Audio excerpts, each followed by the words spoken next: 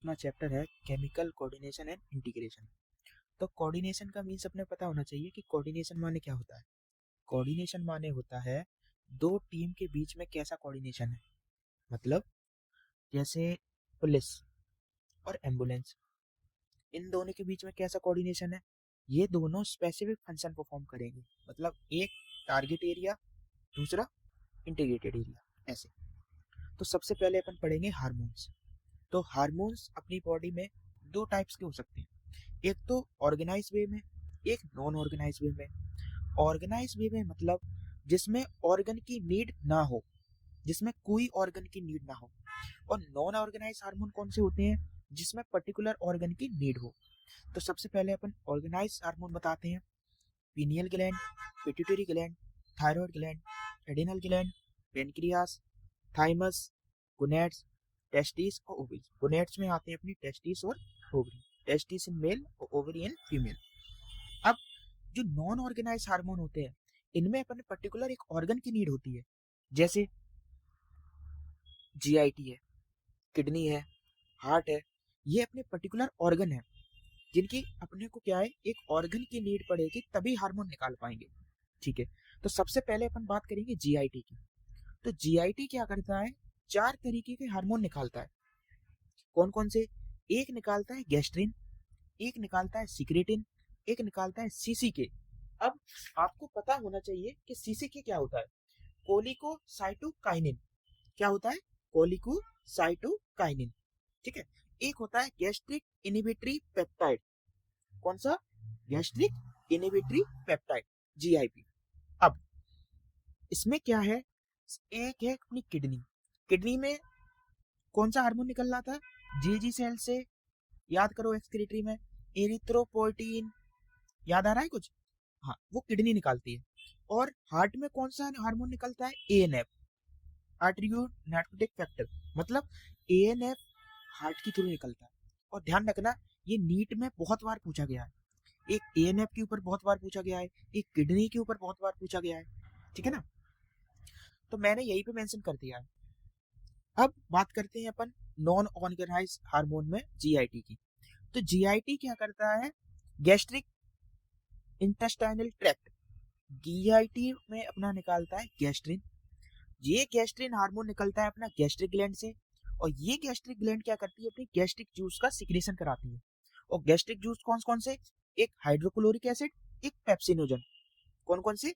एक hydrochloric acid, एक pepsinogen. तो अपन ने क्या पढ़ा अभी तक? अपन ने ये देखा कि हार्मोन दो टाइप्स के हो सकते हैं, एक तो ऑर्गेनाइज वे में, एक नॉन ऑर्गेनाइज वे में। ऑर्गेनाइज में अपन को ऑर्गन की नीड ना हो, नॉन ऑर्गेनाइज में अपन को ऑर्गन की नीड हो। और ऑर्गन की नीड होगी तो अपने पर्टिकुलर कोई ऑर्गन चाहिए होगा। जैसे जीआईटी, किडनी, हार्ट, ये सारी ऑर्गन है। और इसमें अपने को ऑर्गन की नीड नहीं है। समझ रहे हैं ना? यस। इसके बाद अपन आ जाते हैं सिक्रेटिन पे। तो सिक्रेटिन क्या करेगा, स्टिमुलेट करेगा किसको? वाटर को और बाइकार्बोनेट आयन को। सिक्रेटिन हार्मोन से नाम से समझ आ रहा है, सिक्रेटिन सीक्रेट करेगा, इसका मतलब ये स्टिमुलेट करेगा किसको? वाटर को और बाइकार्बोनेट आयन को। ये एक्सोक्राइन पेनक्रियास। अब आपको डाउट ये आया होगा, ये एक्सोक्राइन पेनक्रियास और पेनक्रियास तो अपन ने उसमें ऑर्गेनाइज वे में पढ़ा था, तो इधर क्या कर रहा है? तो अपने को पता होना चाहिए कि अपन ने हेट्रोट्रोपिक ग्लैंड पढ़े थे, जिसमें हेट्रोट्रोपिक मींस मिक्स भी हो। मतलब मेरा मतलब है कि एंडोक्राइन और एक्सोक्राइन दोनों को मिक्स को अपन को बोलते हैं हेट्रोक्राइन। ठीक है। अब ध्यान रखना, पेनक्रियास तो एक्सोक्राइन है, लेकिन इसमें ही होता है आइलेट्स ऑफ लैंगरेन, वो होती है एंडोक्राइन। इसीलिए सीक्रेटिन एक्सोक्राइन पेनक्रियास को स्टिमुलेट करती है, जिसके कारण वाटर और बाइकार्बोनेट आयंस स्टिमुलेट होते हैं। इसीलिए इसको सीक्रेटिन हार्मोन बोला गया है। अब आप बारी आती है अपनी सीसीके की। CCK means cholecystokinin. क्या होता है? कोलियोसाइटोकाइनिन। कोलियोसाइटोकाइनिन किस में काम करेगी? पेनक्रियास और गॉल ब्लैडर में। ये क्या करेगी? पेनक्रियास तो पेनक्रेटिक जूस निकालेगी और गॉल ब्लैडर बाइल जूस निकालेगी। इन दोनों को स्टिमुलेट करने का काम सीसीके करता है। क्या करता है? इन दोनों को, पेनक्रियास और गॉल ब्लैडर को स्टिमुलेट करने का काम करता है सीसीके। अब बारी आती है जीआईपी की, गैस्ट्रिक इनहिबिटरी पेप्टाइड। अब नाम से ही समझ आ रहा है, इनहिबिटरी मतलब इनिबेशन कराएगा। किसी चीज को रोकने को अपन इनिबेशन बोलते हैं। जैसे किसी चीज की प्रोडक्शन ज्यादा हो रही है, ठीक है, ओवर प्रोडक्शन को रोकने के लिए, मतलब या तो वो ऐसे मान लो, जैसे एक पानी का टप है, अगर वो पूरा भर जाए, भरने के बाद पानी फैलेगा, और पानी फैलेगा तो उसको लिए अपन को रोकना पड़ेगा। क्या रोकना पड़ेगा? अपन को टप बंद करना पड़ेगा, या पानी यहाँ से आ रहा है वो चीज को रोकनी पड़ेगी। इसी तरीके से यहाँ गैस्ट्रिक जूस सीक्रेशन ज्यादा हो रहा है, उसको अपने को रोकना पड़ेगा। उसको रोकने के लिए एक हार्मोन होता है जीआईपी, गैस्ट्रिक इनिबिटरी पेप्टाइड। तो अपन ने 4 तरह के हार्मोन पढ़े। एक पहले पढ़ा अपन ने गैस्ट्रिक, दूसरा पढ़ा अपन ने सीक्रेटिन, तीसरा पढ़ा अपन ने सीसीके, कोलियो क्या पढ़ा था अपन ने? कोलियोसाइटोकाइनिन, सीसीके, और चौथा अपन ने पढ़ा जीआईपी, गैस्ट्रिक इनिबिटरी पेप्टाइड। अब बारी आती है अपनी जो नॉन एंडोक्राइन। अब ये तो अपन ने सारी बात कौन से कर ली है? एंडोक्राइन वाले की। अब आती है नॉन एंडोक्राइन, मतलब नॉन एंडोक्राइन। तो नॉन एंडोक्राइन में अपने क्या आता है? नॉन एंडोक्राइन में growth factor responsible for growth tissue, मतलब ऐसी तरह के हार्मोन जो ग्रोथ फैक्टर के लिए रिस्पॉन्सिबल हो, जो ग्रोथ टिश्यू की रीजनरेशन और टिश्यू की रिपेयर कराते हो। जो टिश्यू ग्रोथ कर रहा है, उसको दोबारा से रीजनरेट कराने के लिए जो रिस्पॉन्सिबल होगा वो नॉन एंडोक्राइन ग्लैंड होते हैं। अब बारी आती है ऑर्गेनाइज हार्मोन की। अब ऑर्गेनाइज हार्मोन में पहला आता है अपना थायराइड हार्मोन, मतलब थायराइड ग्लैंड की बात करते हैं पहले। थायराइड ग्लैंड में क्या होता है?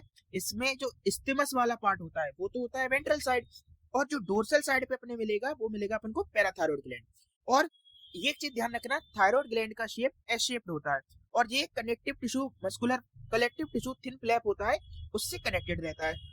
अब एक चीज ध्यान रखना, मैं इसमें वही टॉपिक बताऊंगा जिससे बहुत बार पीवाईक्यू रिपीट होते हैं। अब जब अपन एक थायराइड ग्लैंड को कट करके देखेंगे ना, तो उसमें बहुत सारे पैराफोलिकुलर सेल मिलेंगे, और वो पैराफोलिकुलर सेल एक हार्मोन निकालेंगे, इसे बोलते हैं टीसीटी, थायरोकैल्सिटोनिन। अब ये टीसीटी क्या करेगा? ये ब्लड कैल्शियम लेवल को डिक्रीज कर देगा। अब मन में सवाल ये आता है कि ब्लड कैल्शियम लेवल को कैसे डिक्रीज कर सकता है? तो ये ब्लड कैल्शियम लेवल को ऐसे डिक्रीज करता है जब ये बोन मैट्रिक्स में से जो ब्लड कैल्शियम लेवल है इसको अब्सॉर्ब कर ले। मतलब जो बोन्स में जो मैट्रिक्स होता है उसमें से ये ब्लड का कैल्शियम अब्सॉर्ब कर लेता है। इसी के थ्रू ये क्या करता है? डिक्रीज कर देता है ब्लड कैल्शियम लेवल को। इसी के साथ या तो ये एक्स्ट्रा कैल्शियम लेवल है, किडनी के थ्रू इलिमिनेट कर दे। इलिमिनेशन माने बाहर निकालना, मतलब कोई भी वेस्ट प्रोडक्ट है उसे ये बाहर निकालना है। तो इसमें एक्स्ट्रा प्रोडक्ट क्या बनना है? अपना ब्लड कैल्शियम लेवल, ब्लड में कैल्शियम, तो ये ब्लड कैल्शियम को किडनी के थ्रू बाहर निकालना है। अब कैसे निकालना है? अब देखिए, इसमें क्या होता है? मोस्टली एक्टिव फॉर्म रहता है T3। अब इसमें हम आपको तरीका बताते हैं कैसे। ब्लड में, ये ब्लड है, ब्लड में आयोडीन होता है।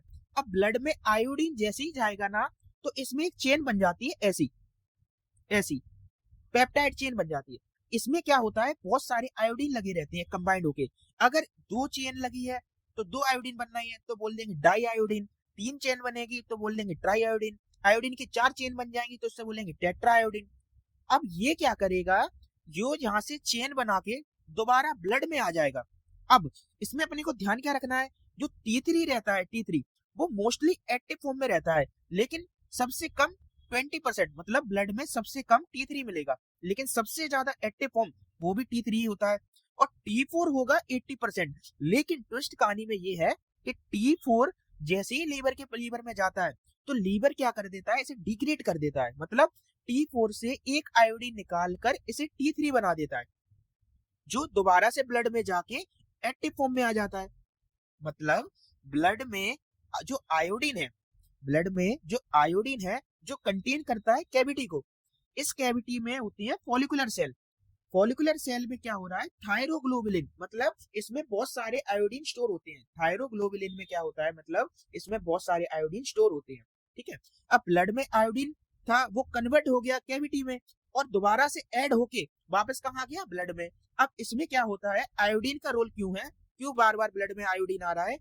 आपको जैसे एक साइंटिस्ट ने क्या कहा था, साइंटिस्ट ने सोचा कि ऐसी क्या चीज बनाए, एक गॉइटर नाम का डिसीज होता है, गॉइटर डिसीज को प्रिवेंट करने के लिए साइंटिस्ट ने ये सोचा कि ऐसा क्या सब्सटेंस लें जो हर घर में यूज होता हो। तो उनके दिमाग में आया सॉल्ट। आप टाटा का नमक खाते हैं, सॉल्ट, उसमें आयोडीन मिलके आता है। तो इसी के तरीके से फोर्टिफिकेशन प्रोसेस के थ्रू उन्होंने आयोडीन ऐड किया सॉल्ट में, जिसके कारण क्या हुआ, गॉइटर डिसीज प्रिवेंट होने लगा, उसका इलाज मिला उन्हें। तो इसी के लिए अपन क्या कहते हैं, आयोडीन, आयोडीन का रोल अपनी बॉडी में बहुत ज्यादा है। लेकिन आयोडीन अगर बढ़ रहा है लेकिन आयोडीन कम हो रहा है, ये अपने बॉडी में डिसीज क्रिएट कर सकता है। अब बात कर रहे हैं अपन इसकी डिफिशियंसी की। मतलब डिफिशियंसी मींस माने होती है कमी। अगर थायराइडिज्म मतलब हाइपोथायराइडिज्म का मतलब होता है थायराइडिज्म, थायराइड की कमी। अगर थायराइडिज्म हो जाएगा, हाइपोथायराइडिज्म हो जाएगा, तो अपन को हो जाएगा सिंपल गोइटर। ध्यान रखना, इससे नीट के बहुत बार पीवाईक्यू बनते हैं, बहुत बार, तो इसको अच्छे से याद कर लेना।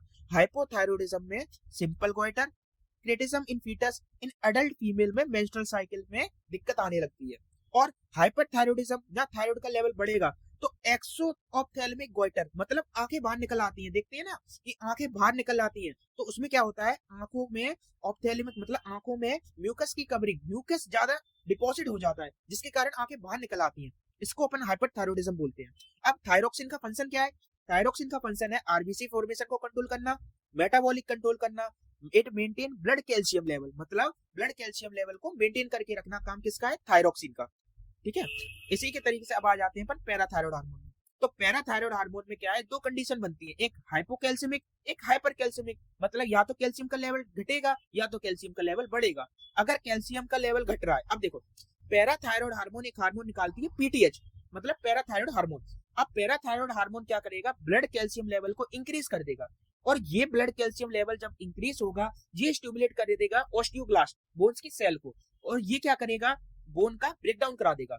और बोन का ब्रेकडाउन करा देगा पहले तो ये, दूसरा ये स्टिमुलेट करेगा जेजी सेल को, यू क्या रिलीज करेगा, कैल्सिटोलिन, और कैल्सिटोलिन क्या करेगा, ब्लड में जो मतलब गट में अब्जॉर्प्शन बढ़ा देगा कैल्शियम का, ये क्या करेगा, गट में इंक्रीज कर देगा अब्जॉर्प्शन कैल्शियम का। ठीक है, अब बारी आती है एडेनल ग्लैंड की। एडेनल ग्लैंड एक तो पार्ट होता है एडेनल कॉर्टेक्स, एक होता है एडेनल मेडुला। एडेनल मेडुला इनर पार्ट है, कॉर्टेक्स आउटर पार्ट है। अब ध्यान रखना, सबसे पहले बताता हूँ आपको एडेनल मेडुला। मेडुला में क्या होता है, इसका ओरिजिन होता है एक्टोडर्मल, और ये इसमें एक हार्मोन रिलीज करता है, इसे बोलते हैं इमरजेंसी हार्मोन।